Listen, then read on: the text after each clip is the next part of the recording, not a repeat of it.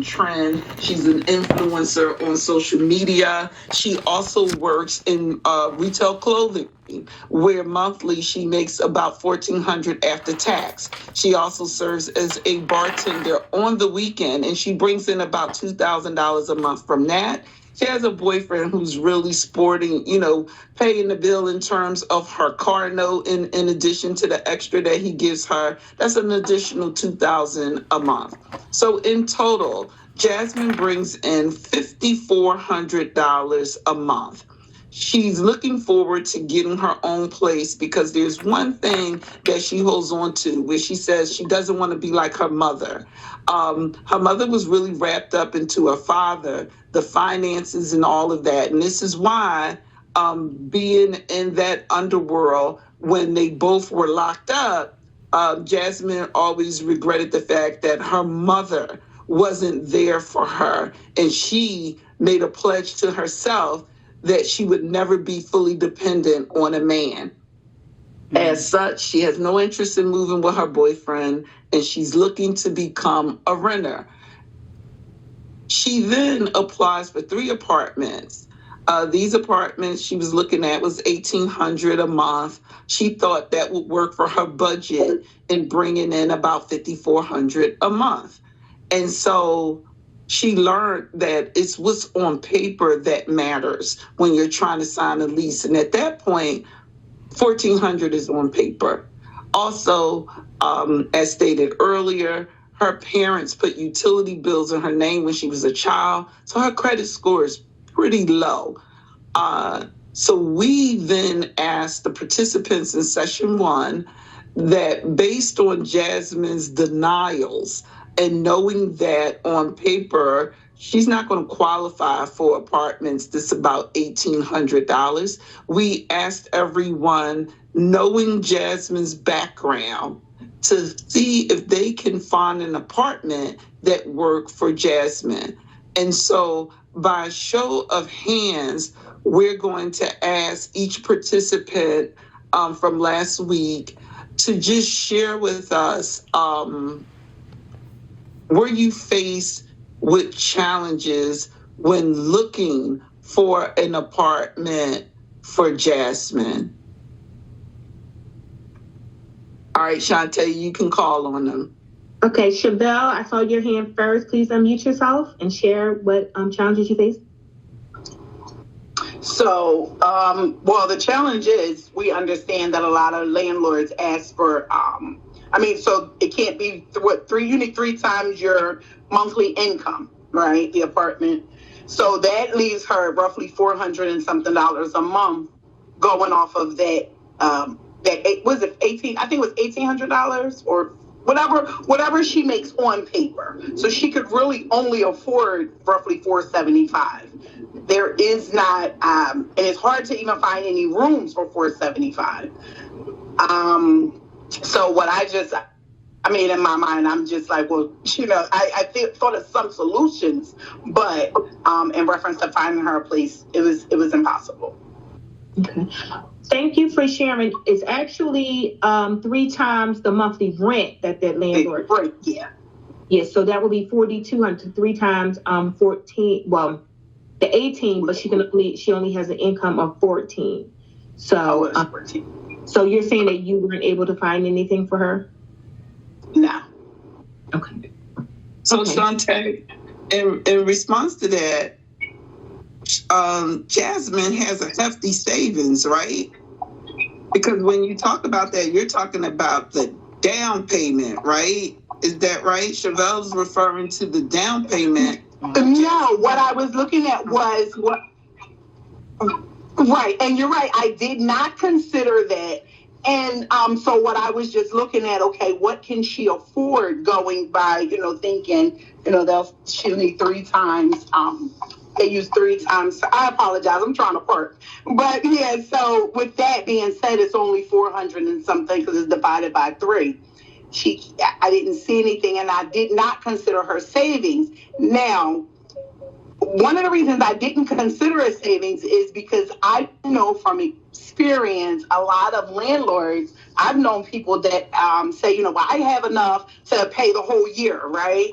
And a lot of landlords, for different reasons, do not even consider that. So yeah, with just that 400, I said 475, which it seems still lower. I didn't find anything. Yeah. Okay, Chevelle, what you said 475? Yeah, I don't know where I got 475 from. 4812. Yeah, I don't know where I got that from. If it's 1,800, that the rent is 18 times the 3 would be 54.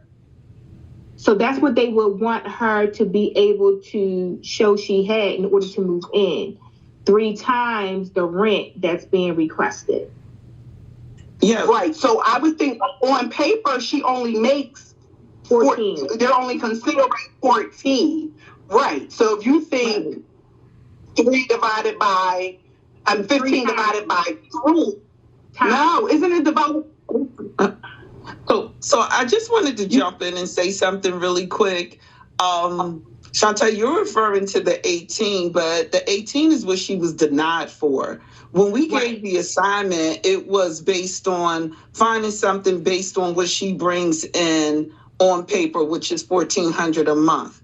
Chevelle's point, to my understanding, was, okay, she brings in $1,400 a month, but she's going to need 3 times that in order to come in. And that's why I said, Chantal, you should speak to the fact that Jasmine has a lot of money saved. So she has cash saved in terms of what the down payment that would be needed. It's more so about the challenge of finding a space that makes sense for someone bringing in $1,400 a month.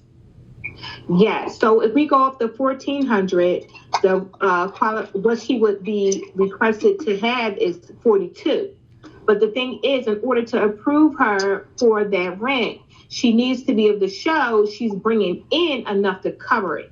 So if she only bringing in 14 and it's because of 18, she would definitely be denied that because she's not showing monthly on paper she's bringing in enough to cover that amount of rent. So the homework assignment was at $1,400 a month. What rent amount is she showing bringing that she can actually afford to pay? So is that where you're getting the 475 from, Chevelle?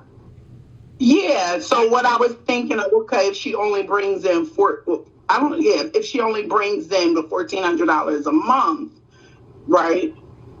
Then I was just thinking, okay, no one's going to qualify her with that amount of income.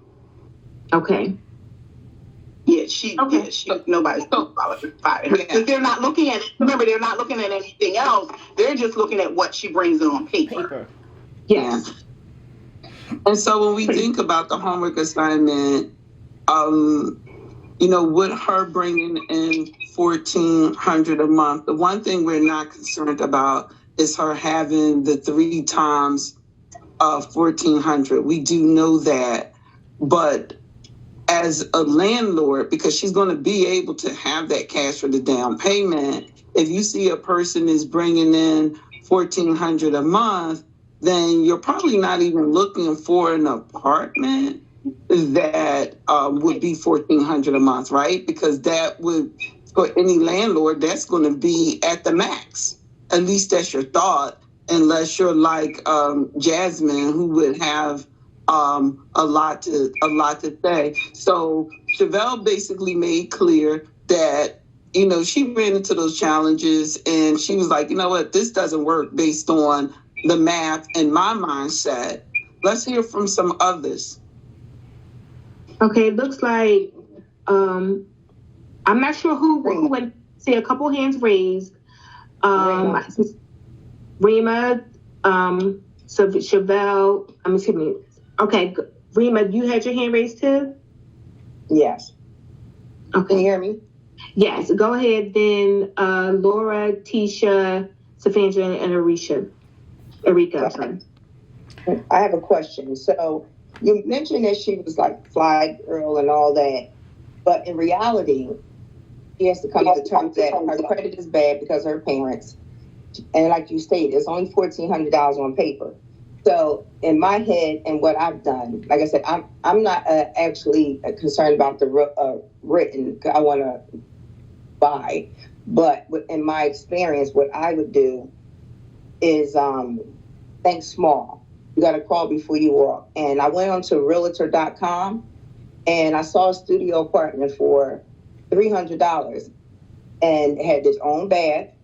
I wasn't crazy about the area, but again, you got to crawl before you walk. And then I'm thinking she needs to do this because 300 times 3 times 4 is 12. So she's still underneath that 1,400. She can pay some utilities, maybe she can get some help from someone like this program you were talking about that can help her in that way. But maybe she can start with the studio apartment, paying that much. And because she has that extra money, she can pay the first month, last month in security. A lot of times, if you look into places where it's like residential areas and duplexes, they work with you.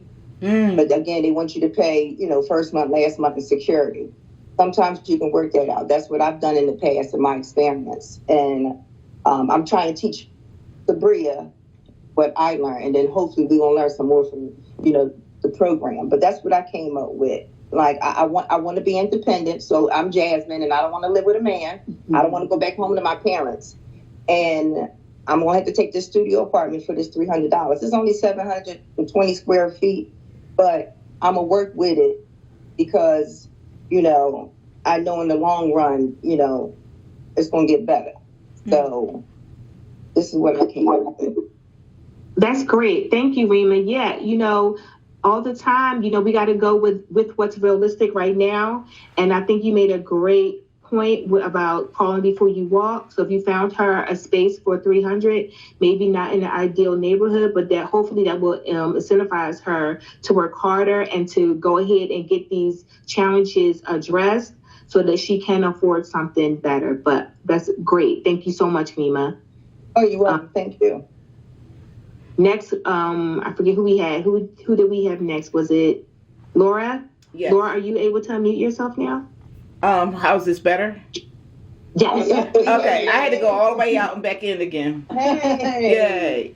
Yay. What I was saying, the first part is what I learned in the first day, because I didn't have a chance to express that, was I didn't realize that people can have a job as a bartender and get paid underneath the table in today's economic change. You know what I mean? Because everything has a balance. So to me, that was kind of interesting.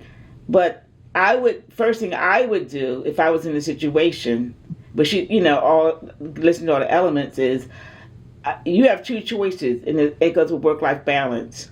And the work-life balance is, her boyfriend is personal. What he gives to her, that's personal. But the job itself of being a bartender, she has to either approach them and switch it and so that she can get that money as accountable.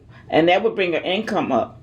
And if she can't work with that bar to make her check accountable, then maybe she should switch to another bartending job. Because the bartending job, to me, is the one that's holding her income down. It's not the regular job, and it's not the boyfriend. That's personal. So even if, no matter what he give her or don't give her, that's not even in the part of the argument. Is the work that she's actually doing for another company, they're not being accountable, and it's rolling into her personal life. As far as apartment's concerned, I did find an apartment, but then I realized it's a risk assessment. It's not that they don't want her money; they don't want to take that risk. They thinking that if your income is this low, and you looking like this, coming to work, there's something missing in this story. It's not connecting. You know what I mean? It's so you got your nails, your hair, your car. You looking fly. So where's the money coming from? And then it gets to personal, and then she's gonna get angry. So it's not so much they don't want her; it's called risk assessment, right? You know what I mean? So she could get whatever she wants, but she first got to work with the bartender job. Did you find an apartment? I found one, but it was not really, because I mean, she could have it, but she would be. I don't think they would not accept her because it was too high. It was The one I found, it was like $800. Eight times three. Okay. You know what I mean? But and again, I don't really want you to times the 3. Oh, you because she has a significant savings. That's the thing. She has a significant savings, but everything is about being approved. Oh yeah. For an apartment when you're bringing in $1,400 a month. But I think at the end of the day, you said you basically did not find an apartment for That's her. correct. The next person is Tisha, right? That's correct. Thank you. Oh, you're welcome. Thank you. Okay, thank you, Laura. Second is Tisha. Tisha, are you able to? I think she's I'm here. So basically, what I came up, I said, just assessing on her own, as I'm reiterating what they said, that she would not be able to get an apartment on her own, even though she has the savings. So the route that she would have to take is to get a cosigner that has the credit worthiness, as well as that can show the income for an apartment. I based it on, I actually put it at $1,000 apartment for more than one reason, because if she did a studio or anything smaller, this is a person, as we stated, has a lot of clothing and things of that to store. She would spend $400 or more just for storage if she did a small location. So you talk about a whole separate bill if she went with a smaller location. So I sort of assessed it where she would get a cosigner that had the credit worthiness in addition to her income, and the apartment was based off the cosigner more so than herself. And she'll work a relationship out with the cosigner because she could show that she has plenty of money saved. The money's not the issue.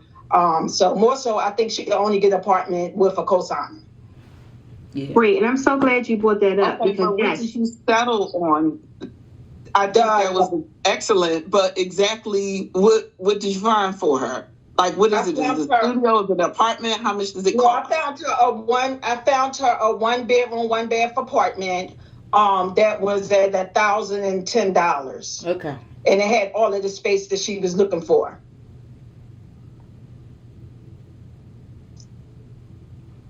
Okay, you was going to say something? Yeah, I was saying I'm glad that you brought up a cosigner, because a cosigner is definitely a viable option, because for the reasons you stated, they more credit worthy and can show more income on paper. And if Jasmine does have a significant savings, then she definitely could cover whatever the down payment would be, and then she could definitely fulfill that rent obligation. She does bring in $1,400, and at $1,010, it's not breaking her, because she can cover that and still have excess. So, which would be like the $400 or $390, whatever that would amount to. So, yes, a co-signer would definitely be a viable option.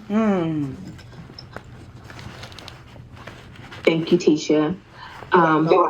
Third, we have Erica. I'm sorry. It's okay, Aretha. So, this is such an exciting group. Renters is a good portion of my business, because I believe renters become buyers, and I do interact with them all the time. And I love what I'm hearing. So just to give some insight, the reason these women are speaking about 3 times the rent or dividing it by that, because most landlords expect the income to be your income times 3 should cover the rent. So if the place is for $1,000, you should be bringing in $3,000 in income every month. More. So for this scenario, after learning about it, I went into my bank of properties that I would probably allocate for this young lady. However, her income at the bar is also viable income. The way she would disclose this income is by providing her bank statement. So if she's depositing this money into her bank account, then she could utilize that money along with the $1,400 that she gets a month. Oh, I didn't think of that. Okay. But if we are only working with the $1,400 a month, I would put this young lady in a shared accommodation situation with another young lady who have a similar situation in terms of showing that she can qualify, and start from there. Mainly because of her bougie lifestyle. Because of her bougetto lifestyle, I doubt very much that she would go to a home that has maybe a $300 or $400 type of rent. It just would be against her odds to survive with all of her mink coats and her nice car that her boyfriend is paying for. So, Yeah. so for me, I think I would guide her towards first making sure she's putting that cash inside of a bank account so that she can have that as variable income. Because if you can provide it to most landlords, and because she had savings, that would be another incentive for a landlord to take her, because she can pay up her rent for a month or 6 months to a year. That would be attractive to a landlord. Me being a landlord and also, being in the inner city for renters and being in the suburbs for renters, I see both spectrums in terms of translating them to buyers. So this is a great scenario. I love every detail about this scenario, and it definitely have us thinking and putting our minds to work on how we can find solutions, which is awesome. Yeah. That's it. Thank So you. Shantae, you look like you have a few more hands raised.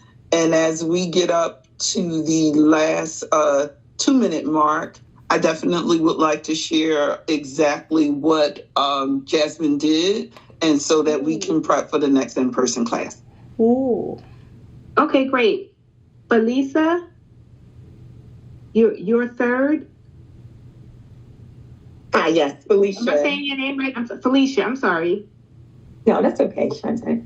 So I want to say, while I did have some challenges, I was able to find Jasmine some apartments where some landlords aren't specifically asking for like 3 times, like what the guidelines that we typically see. Some of them have even mentioned, because I went in to read the detail, because sometimes in these listings they'll tell you exactly what they're going to do. And some even offer what they call conditional approvals. So I just want to first give, because I know you asked us for the addresses. So there were, well, you didn't ask us for address, you just said the fine. So 1601 East Mainland Street was going for $1,665. 1324 North Broad Street, $1,149. And 1104 State Street, $1,225. Okay. I know she wanted something in the $1,800 range, but I was thinking, considering like utilities and things of that nature, to offer like something a little closer to the $1,000 range. And then, just considering if in fact, and I'm assuming that she would go to counseling with an organization like Clarify, for several reasons. One, to understand credit, instead of thinking of like credit repair, thinking of credit building, because there are a lot of things that are on your credit that's not legal that they might can help her with. Also, the options of like self-reporting. We can report things like our utility bills, like your cell phone bill. That can also hope to boost her score as well in a very short period of time. And then also looking out for prospective landlords to also give her credit for, her payment. She seems to have a substantial savings. So she does have, I want to say, some habits that show that she has pretty decent, like stewardship. So I think that she would be a good candidate to be counseled into that. Also looking at Clarify offered, some other options that could help her to, look into home ownership down the line. Also, like if she ran into any issues with like, you want to say like evictions or something like that, they offered that. So I thought that would be a good start for her. The other thing is that I felt like we can't just assume that landlords won't consider cash. Somebody did mention bank statements, but you can also report cash on your tax returns too.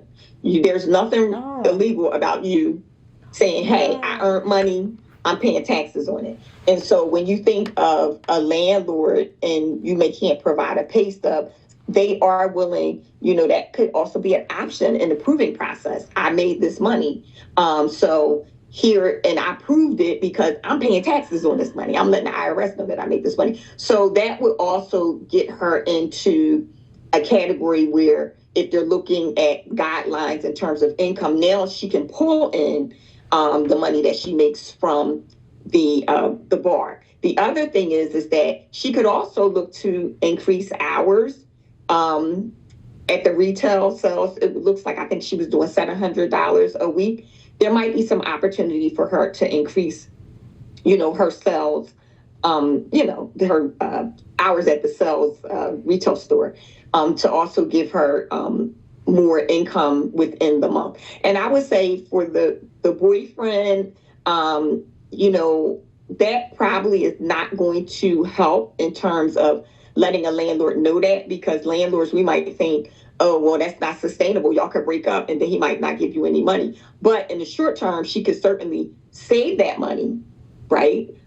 Which could help her with the down payment in the short term on a apartment, but in the long term on a house. She could use that money for that. But in terms of qualifying for, an apartment, I probably wouldn't mention that. That would just be a part of my savings.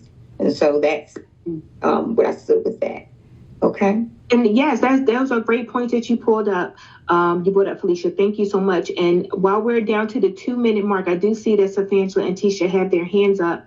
I want to let you know that Jasmine did, in fact, go with Clarify. She did decide to get a co-signer to help her get into a more affordable apartment, not the $1,800 apartment, but a more affordable apartment. But in session 2, we will dive more into what Jasmine came up with and her options and what she decided to go with and what she is faced with moving forward down the line in everything. And yes, you can always do, there is a such thing as bank statement loans where if you're deposited into your bank accounts a consistent amount monthly, that you can qualify more. And we will speak to that more as well in the second session because we only have 1 minute left. But I want to thank everyone who joined on the call. I want to thank all of you who actually did participate and find these different options and come up with different challenges and different solutions to how Jasmine could move forward. I appreciate you all. But again, we're running out of time right now. But session 2 will take place this coming Saturday, again at the Lucian Blackwell Library from 1 to 3. I look forward to seeing you all there, and we will move forward in what Jasmine was able to come with and what options she's facing. Kiwana, did you have anything to add? Yeah, I think, one, I'm super appreciative of everyone who was on the line, especially those who were not in the in-person session. And just so that we can make sure we have even more people come out to our in-person session, we're going to just give you this little quick prelude. One of the things that Jasmine did is she leveraged relationships. So the person who owned the bar is the person who became her co-signer. She is fancy. So she ended up looking at, Tisha used the term earlier. She said, not an apartment, but what is it? It's not an apartment, but what was the other option that you said you thought it would be too small for her? Efficiency. But the difference about this efficiency, it is at the bottom of a mini mansion. So the efficiency is 1,100 square feet. She is in a very classy neighborhood. And she basically said to the owner of the bar, you can basically take the money out of what I make. So you don't have to worry about me owing you anything, and got him as a co-signer. But I think the most beautiful part of this is going through the process. She began to put her eye on what's the next step in terms of what I need to do to go to the next level in my life. Whether in that part we'll leave for you guys in the next session. That was pretty good. But it looks like we may have like a minute or so to go. That was pretty good. I'm not sure if it was first Tisha or Safangela, but did you have a closing remark, ladies? No, it wasn't a closing remark. It was just, can you hear me? Hello? Yes. It was just sharing my options. I went frugal and very conservative and found, I put the link in the chat. I just found a shared room for her. It's on Ridge Avenue. Obviously, it's not fancy as she would want it to be, but just to, save more money and meet the financial requirements, I just found a room. And they only asked her to move in for like $450. Oh, wow. Wow. That's great. Thank you, Savannah. That's Tisha, awesome. if you want to chime in before we close out? I wanted to say one more thing. If Tisha, you chiming in? You muted, Tisha. Tisha, you're muted. No, I didn't have anything else to say. I covered everything I wanted to say.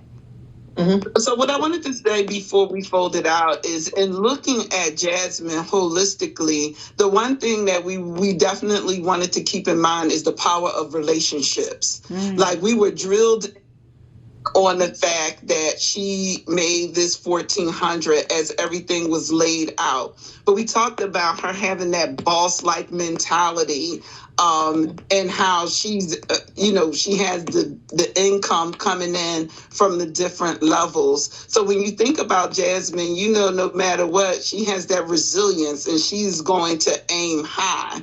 When after being denied, she then said, how can I still place myself in a position where I'm comfortable and what works for me? So she began to leverage those relationships and understand the importance of a cosigner. And that cosigner was right there, and in a way where that cosigner could say, well, I don't mind putting my name behind this because I understand the risk.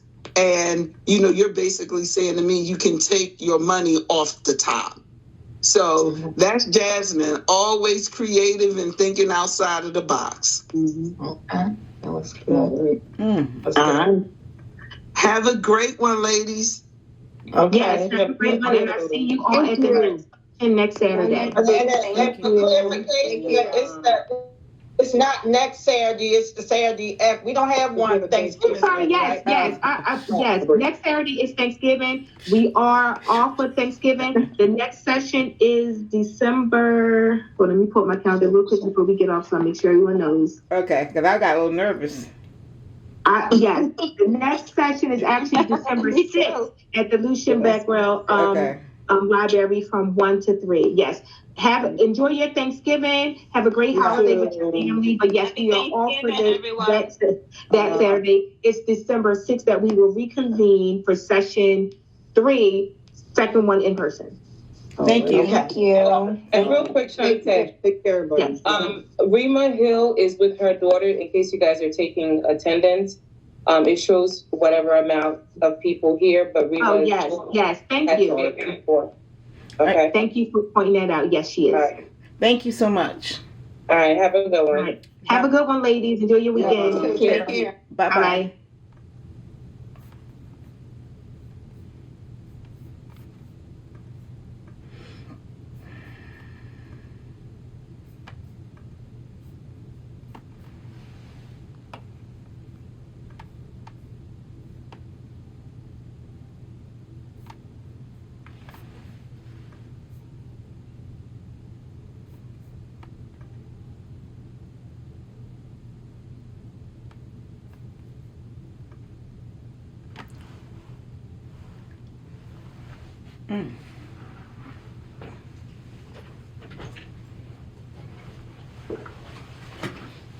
I'm not carrying all this tomorrow.